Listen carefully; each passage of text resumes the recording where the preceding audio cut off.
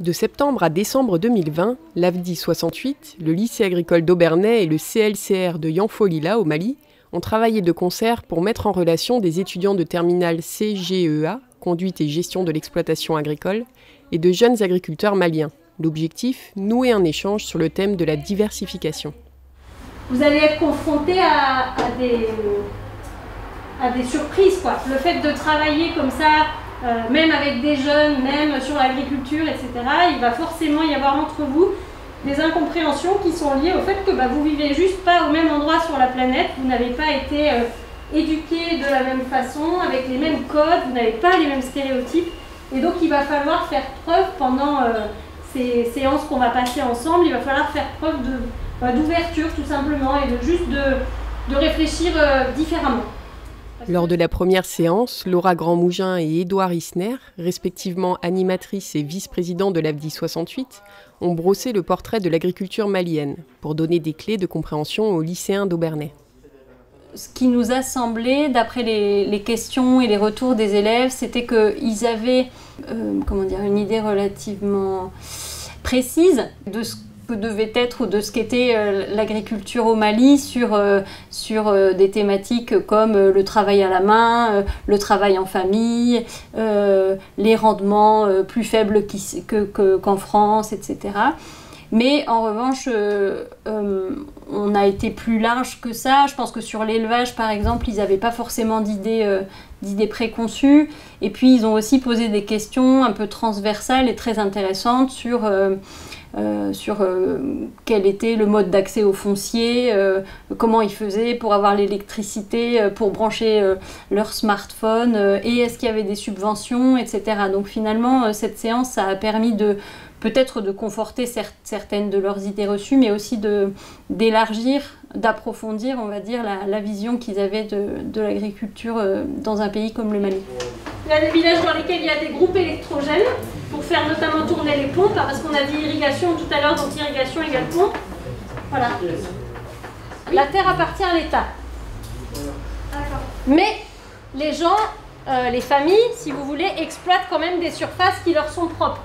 Et elles ne payent pas de loyer à l'État. Mais par principe, tout le foncier du pays appartient à l'État et on peut avoir ensuite des sortes de droits d'usage, si vous voulez. D'accord ? Ceci dit, ça c'est en train d'évoluer. Après un brief technique sur la manière de filmer avec son smartphone, les lycéens répartis en groupes et les jeunes agriculteurs maliens sont partis à la pêche aux images pour présenter une activité agricole de diversification. Voici quelques extraits. Le 32 du mars, le premier délai doit continuer dans la fin mai, à la fin mai jusqu'à le 20 juin. Si tu n'as pas trouvé du maïs à la fin mai, avant le 20 juin, tu n'as pas trouvé beaucoup de choses, beaucoup de rendements de maïs. Et si tu as fait avant le 20 juin, on a trouvé beaucoup de rendements de maïs et le qualité est bon. Donc vu qu'on a 14 vaches allaitantes qui sont inséminées 2 fois par an avec une gestation de 9 mois, on arrive à sortir 14 veaux par an. Et on garde 1 à 2 veaux par an en propre consommation en fonction de nos besoins. D'un côté, les gravières nous ont mangé, de l'autre côté, c'est la ville. Et voilà, donc on a réduit l'exploitation de plus de moitié. C'était soit je ne faisais plus exploitant agricole à temps plein et je me trouvais un travail à côté, je faisais double actif pour continuer à faire maïs, blé, betterave, ou je vivais de mon métier et je m'adaptais. Et c'est cette solution que j'ai choisie et pour le coup, j'ai choisi le maraîchage. Les débouchés sont plus que difficiles puisque le marché de la viande rouge est un marché en régression. On consomme soi-disant de moins en moins de viande rouge. Voilà, c'est un fait.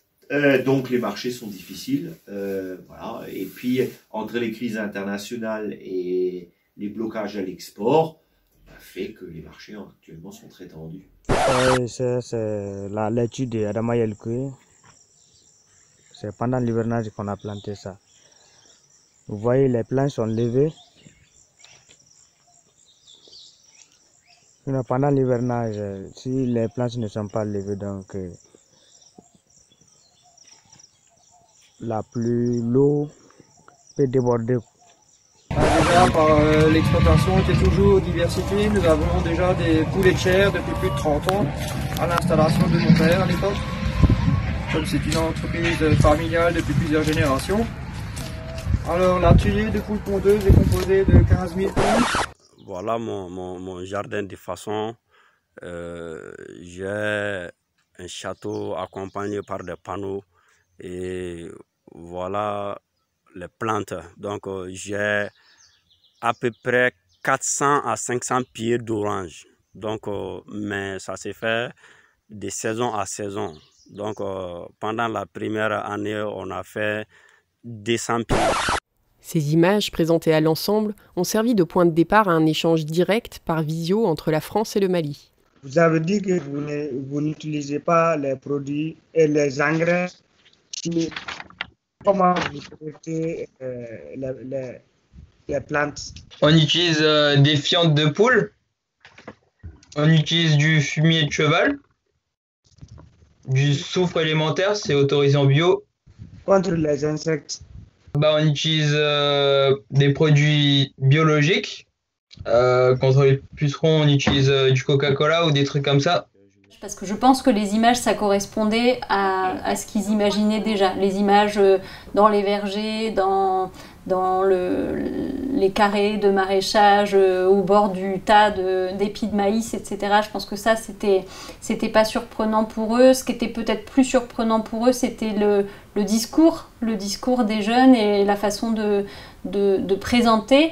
Je dis ça parce que finalement, c'est quand même là-dessus qu'il y a eu le plus d'interrogations sur des points techniques précis. Par exemple, qu'est-ce que c'est qu'un poquet, pourquoi l'écartement entre les pieds de maïs il est de temps, et finalement comment est-ce que vous choisissez vos variétés d'orange. Enfin voilà, donc je pense que ils se sont rendus compte que finalement les problématiques, même si elles n'étaient pas à la même échelle, elles étaient quand même relativement communes sur la commercialisation, sur la lutte contre les ravageurs, sur le choix qui peut s'opérer entre lutte biologique et lutte avec des moyens plutôt chimiques. Voilà.